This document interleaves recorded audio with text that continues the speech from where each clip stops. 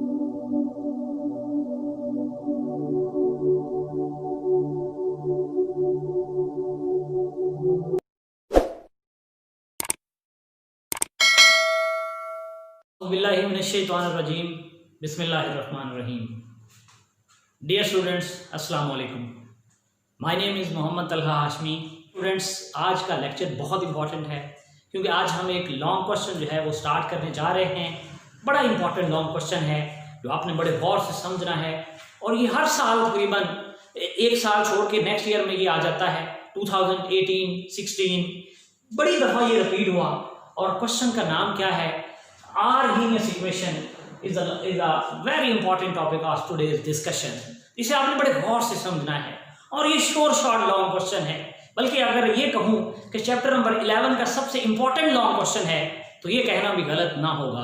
तो इसलिए आपने बड़े गौर से और बड़े तवज्जो से इसको समझना है। 4 मार्क्स के लिए हमारा ये लॉन्ग क्वेश्चन होगा और बड़े इंपॉर्टेंट ये लॉन्ग क्वेश्चन है। चलिए हम इसके ऊपर डिस्कस करते हैं। सबसे पहले हमारे पास आ जाता है इंट्रोडक्शन कि आर्हेनियस इक्वेशन क्या बताती है, आर्हेनियस इक्वेशन क्यों हम डिस्कस करते हैं, तो जरा गौर कीजिएगा।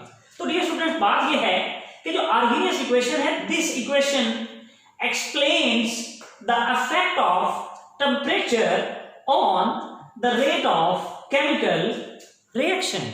इसका मतलब ये हुआ कि अगर हमने ये बात देखनी हो कि टेम्परेचर के चेंज करने से किसी भी केमिकल रिएक्शन के रेट पर क्या असर होता है, तो हम उसको देख सकते हैं, उसको स्टडी कर सकते हैं with the help of equation, and that equation was known as Arrhenius equation.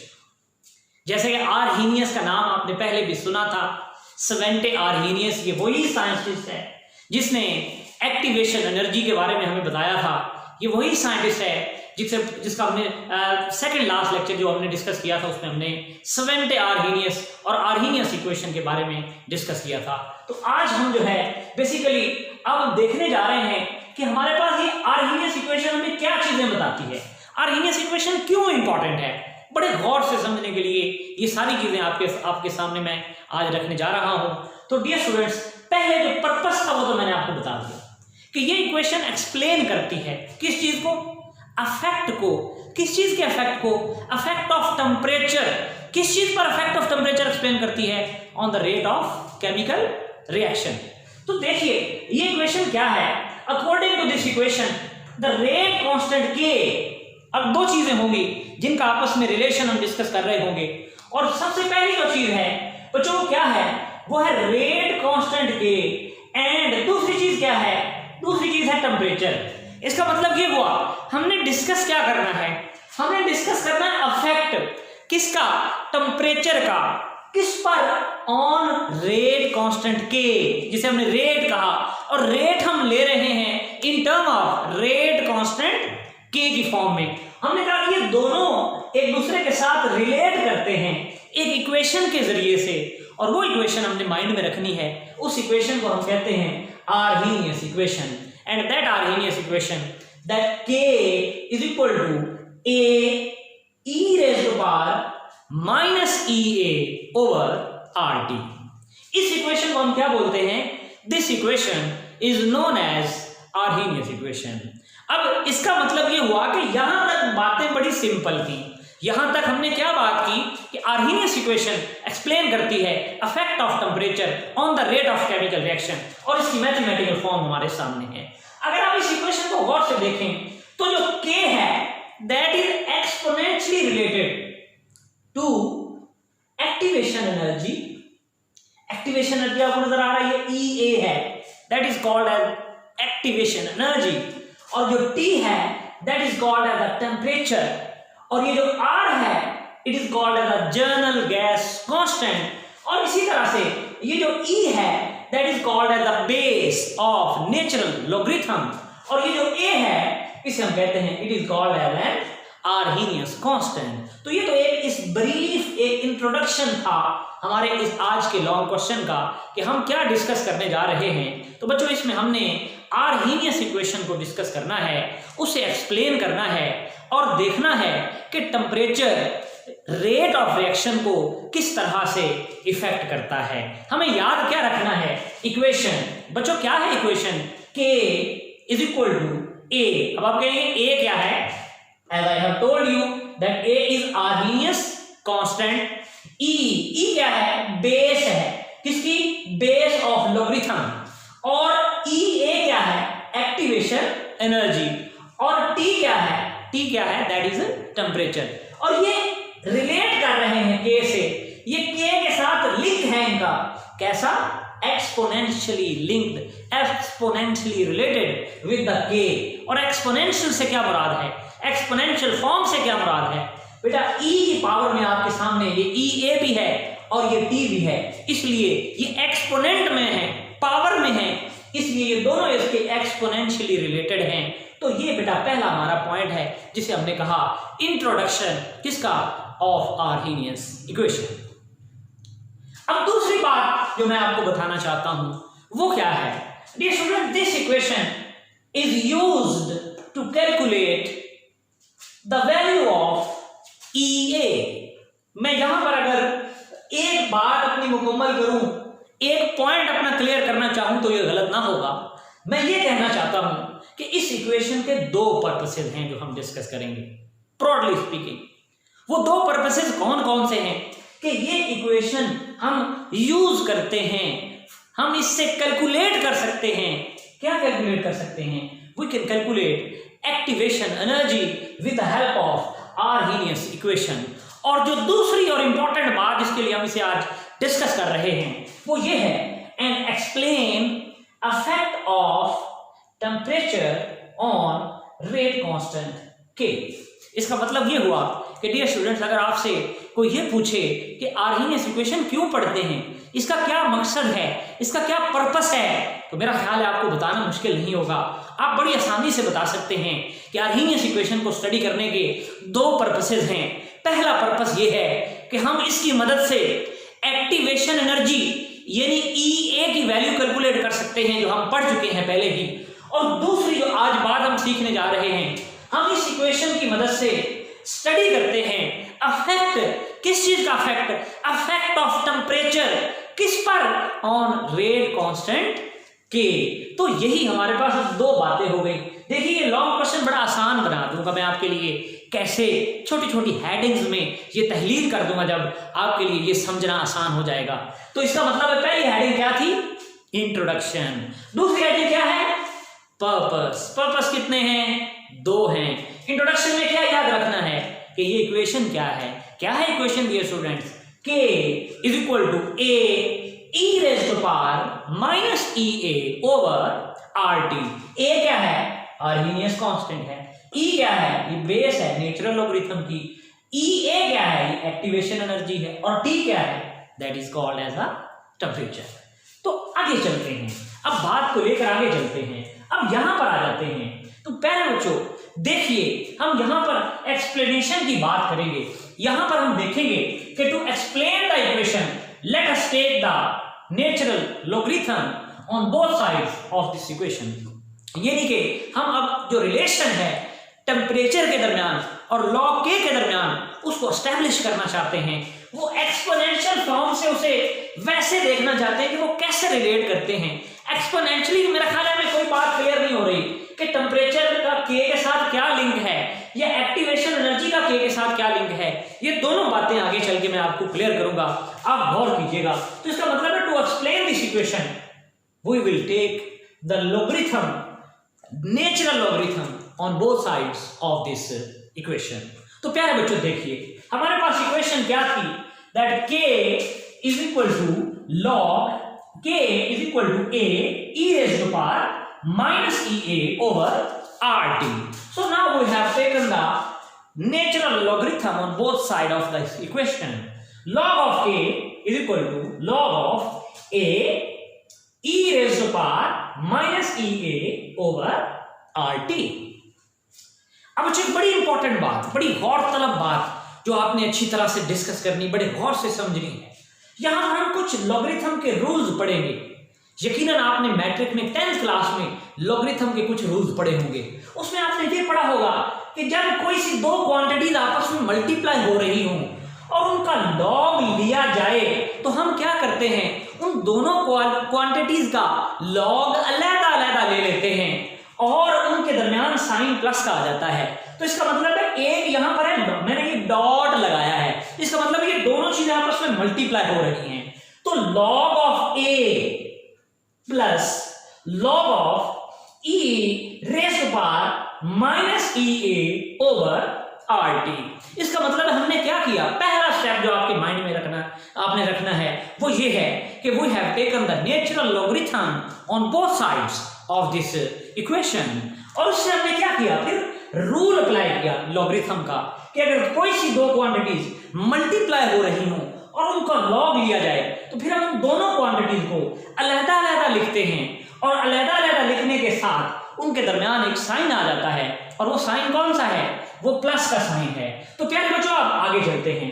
अब देखिए log of A is equal to log of A. अब एक और बात आपने सीखी होगी कि जो चीज पावर में होती है, जो चीज, बस मिसाल के तौर पर अगर मेरे पास यहां पर ऐसे है लॉग किसका, एक्स स्क्वायर का, तो बच्चों आप जानते हैं मैं इसे क्या लिखूंगा, मैं इसे लिखूंगा 2 log x। इसका मतलब है पावर जो है, पावर हमेशा लॉग से पहले आ जाती है। इसी तरह यहां भी मैंने यही किया कि ये जो एक्सपोनेंट था, ये minus E A over R T जो था, वो मैं लॉग से पहले लेकर आ गया और फिर हमारे पास क्या बचा, लॉग ऑफ ई बचा।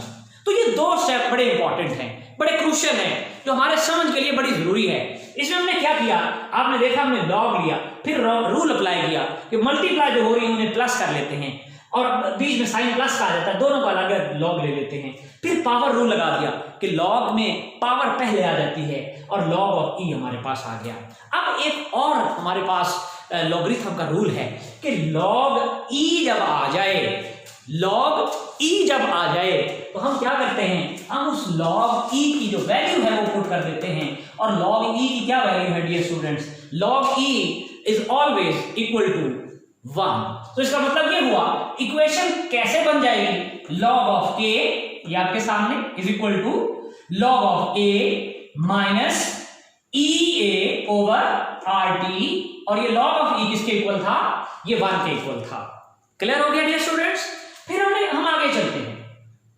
फिर लॉग ऑफ के इज इक्वल टू, ये मैं माइनस वाला ये पहले लिख लेता हूं, पहले क्यों लिख रहा हूं ये भी आगे चल के क्लियर होगी, minus E A over R T और ये वैसे ही plus log of A.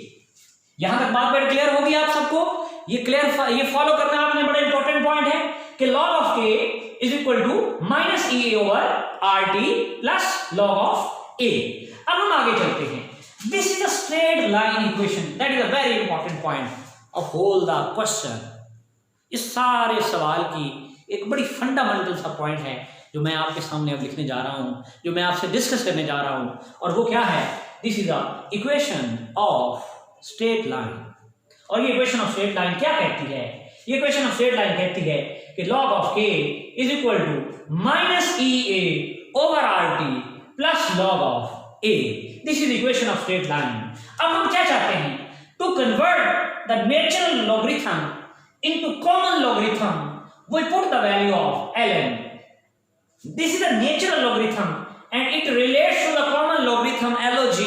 That natural logarithm is equal to 2.303 log. यानी कि हम क्या करते हैं, we are converting the natural logarithm into common logarithm. तो उसकी वैल्यू पुट करते हैं। देखिए यहां पर ln मौजूद है, इसकी वैल्यू क्या है 2.303 log और k साथ वैसे ही आ गया। फिर ea ओवर rt हमारे पास मौजूद है, फिर log है, log किसका है, log की क्या वैल्यू है 2.303 log ऑफ a। तो इसका मतलब है सारी इक्वेशन तो वही है, सिर्फ हमने क्या किया, हमने log की नेचुरल लॉगरिथम की वैल्यू पुट कर दी और वो किसके इक्वल है 2.303 log के इक्वल है। तो हमने ये वाली सारी वैल्यू इस इक्वेशन में पुट कर दी।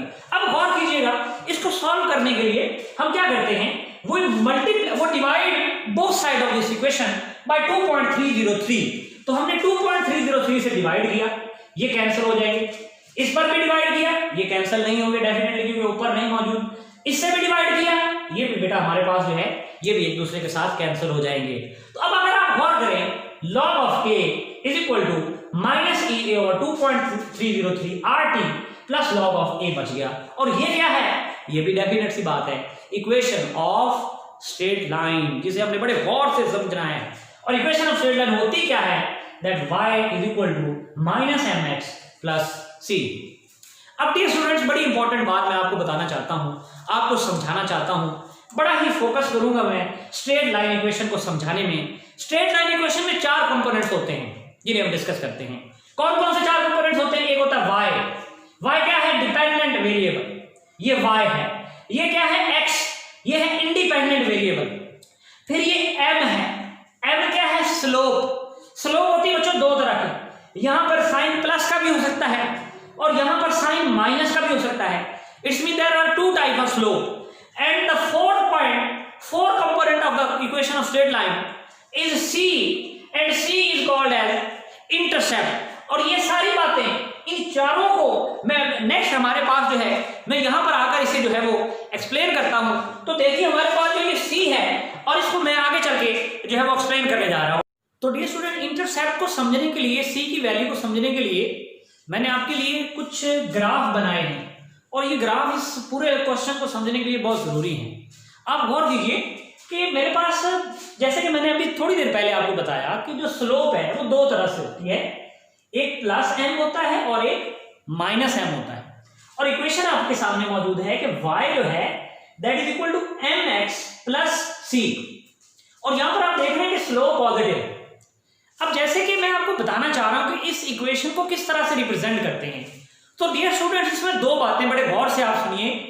एक इसमें होता है y क्या है, ये एक डिपेंडेंट वेरिएबल और इसे हम कौन से एक्सिस पर लेते हैं, इसे हम y एक्सिस पर ड्रॉ करते हैं। और इसी तरह हमारे पास ये x है, ये क्या है, ये है इंडिपेंडेंट वेरिएबल और इसे हम x एक्सिस के अलॉन्ग लेते हैं इस इक्वेशन के अंदर।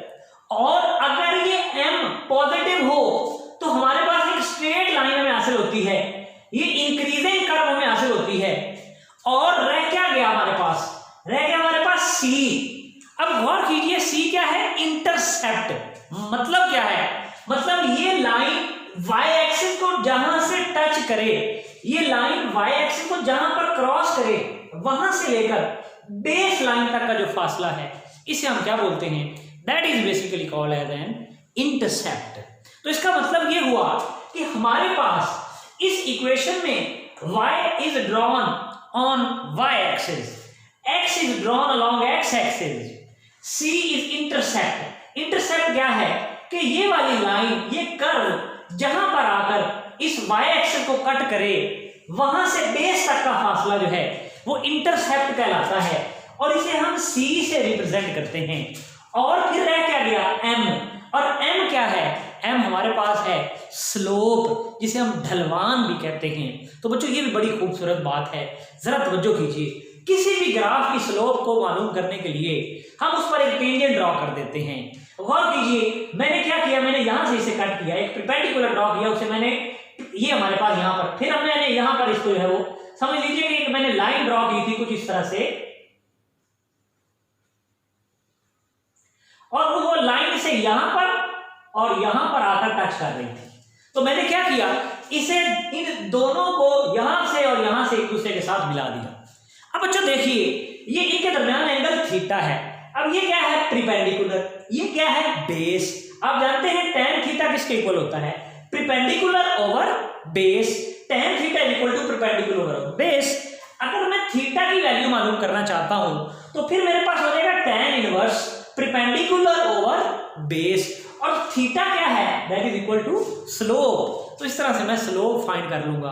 अब आपके माइंड में एक सवाल आ रहा होगा डेफिनेटली कि परपेंडिकुलर की वैल्यू हम कहां से लेंगे। तो डियर स्टूडेंट्स जरा गौर कीजिएगा, अगर आपने परपेंडिकुलर की वैल्यू लेनी है तो आप y एक्सिस पर ये दोनों जो लाइन जहां जहां ये कट कर रही हैं, आप उसे y एक्सिस से मिला लीजिएगा, इससे आपको जो है वो y की वैल्यू मिल जाएगी। अगर आप x की वैल्यू लेना चाहते हैं तो यहां से आप x एक्सिस से इन दोनों टेंजेंट्स को बढ़ाकर जो है वो x की वैल्यू भी ले सकते हैं। तो इसका मतलब है डियर स्टूडेंट्स, ये हमारे पास इक्वेशन ऑफ स्ट्रेट लाइन है।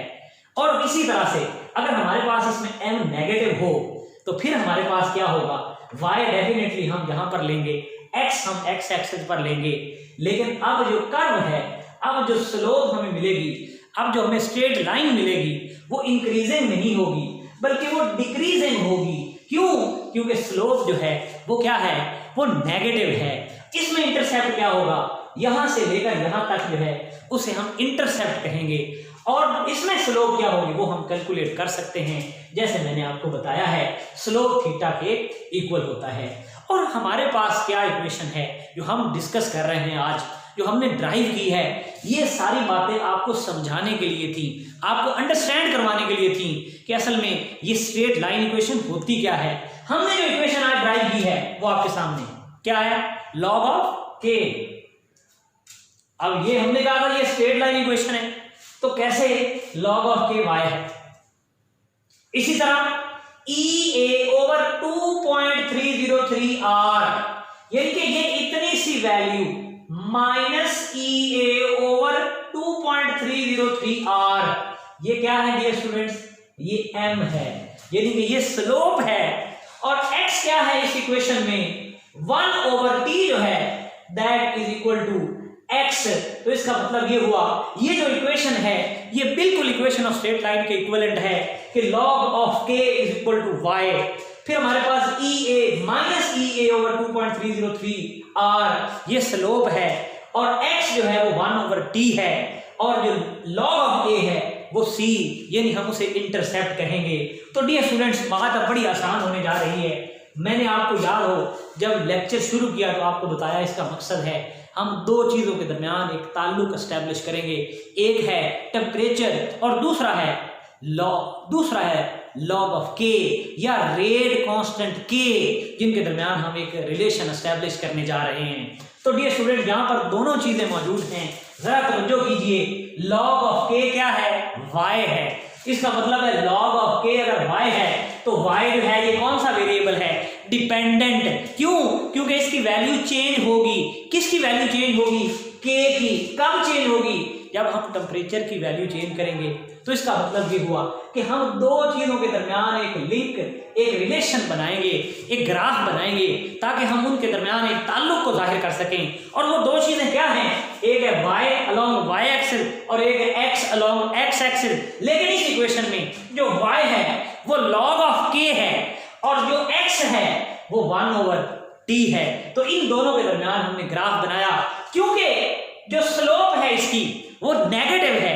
आपने देखा ये माइनस EA ओवर 2.303 R है, इसीलिए हमने इसे पहले लिखा था और लॉग ऑफ a को बाद में लिखा था, क्योंकि ये इक्वेशन कुछ इस तरह से होती है माइनस mx प्लस c की फॉर्म में।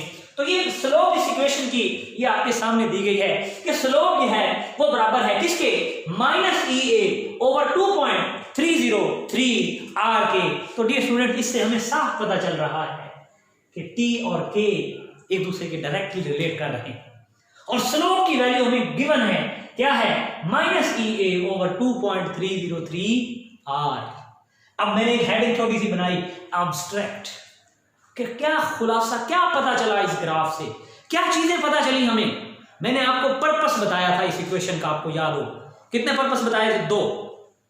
क्या पर्पसेस थे कि एक, हम इसे इक्वेशन जो है वो एक्टिवेशन एनर्जी की वैल्यू फाइंड करेंगे, और दूसरा हम इसे टी टेम्परेचर चेंज करने का इफेक्ट रेट ऑफ रिएक्शन पर देखेंगे या रेट कांस्टेंट के पर देखेंगे।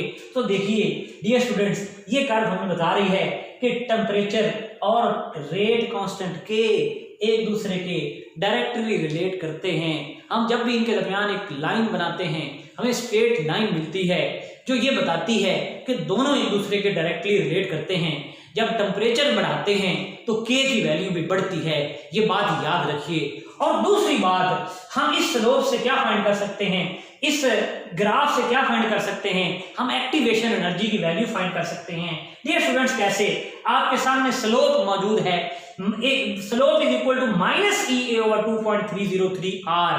अब अगर हम इस इक्वेशन को रीअरेंज करें, कैसे डियर स्टूडेंट्स, कि ये 2.303 R जो है ये इधर हो रहा है डिवाइड, इधर जाएगा तो ये हो जाएगा मल्टीप्लाई। तो EA क्या है dear students, EA is equal to activation energy. तो एक्टिवेशन एनर्जी की वैल्यू क्या आ जाएगी, slope multiplied by 2.303 R। So this is the second important purpose which is being fulfilled in this part, in this section, कि हमने क्या किया, हमने टेम्परेचर का इफेक्ट देखा ऑन रेट कांस्टेंट के, और फिर हमने क्या किया, हमने एक्टिवेशन एनर्जी की वैल्यू भी फाइंड आउट कर ली। अब लास्ट एक छोटा सा पॉइंट, एक शॉर्ट क्वेश्चन है, वो कहता है calculate the units of slope, या एमसीक्यू में भी ये बहुत दफा हमारे एनुअल पेपर में आ चुका है कि what are the SI units of slope, slope का क्या यूनिट होता है। तो ये भी आपको मैं बताता चलूं कि स्लोप आपके सामने बराबर है ईए और 2.303 आर के। ईए के यूनिट होते हैं जाउल पर मोल, जबकि 2.303 आर के जो यूनिट्स होते हैं वो होते हैं जाउल पर मोल पर केल्विन। अब अगर हम गौर करें, ये जाउल जाउल के साथ कैंसिल हो जाता है, ये पर मोल के साथ कैंसिल हो जाता है, मेरे पास क्या बचता है पर केल्विन, और ये ऊपर जाकर केल्विन बन जाता है। तो डियर स्टूडेंट्स, हमारे पास जो लास्ट पॉइंट हम यहाँ पर डिस्कस कर रहे हैं वो ये है कि हमारे पास जो स्लोप है उसका यूनिट जो है वो क्या है, वो केल्विन है, और ये एमसीक्यू है। तो डियर स्टूडेंट, हमारे पास आज का ये लॉन्ग क्वेश्चन मुकम्मल होता है। इसमें हमने क्या सीखा, बातें सिर्फ दो ही थी। क्या, एक हमने ये देखा कि टेम्परेचर का रेट कांस्टेंट के पर इफेक्ट क्या है, और दूसरी क्या बात सीखी, दूसरा ये सीखा कि हम इस इक्वेशन से क्या फाइंड कर सकते हैं, the value of activation energy. ये ग्राफ बड़े इंपॉर्टेंट है जो मैंने आपके सामने लिखे हैं, आल्दो ये हमारे बुक में मौजूद नहीं है, लेकिन इन ग्राफ को समझेंगे तो आपको ये ग्राफ बड़ी अच्छी तरह से माइंड में आ जाएगा। आप इसे अच्छी तरह मैथमेटिकली समझ जाएंगे कि जो स्लोप होती है उसमें y क्या है, y एक डिपेंडेंट वेरिएबल है, x इंडिपेंडेंट वेरिएबल, और किस तरह से इनके दरमियान ग्राफ बनाना होता है। तो डियर स्टूडेंट्स, आज के लेक्चर के लिए इतना ही, बड़ा ही इंपॉर्टेंट लेक्चर है, इसे अच्छी तरह से एक दफा आपने लिख के लाजमी देखना है ताकि आपको ये याद हो जाए। तो नेक्स्ट लेक्चर तक मुझे इजाजत दीजिए डियर स्टूडेंट्स, अल्लाह हाफिज।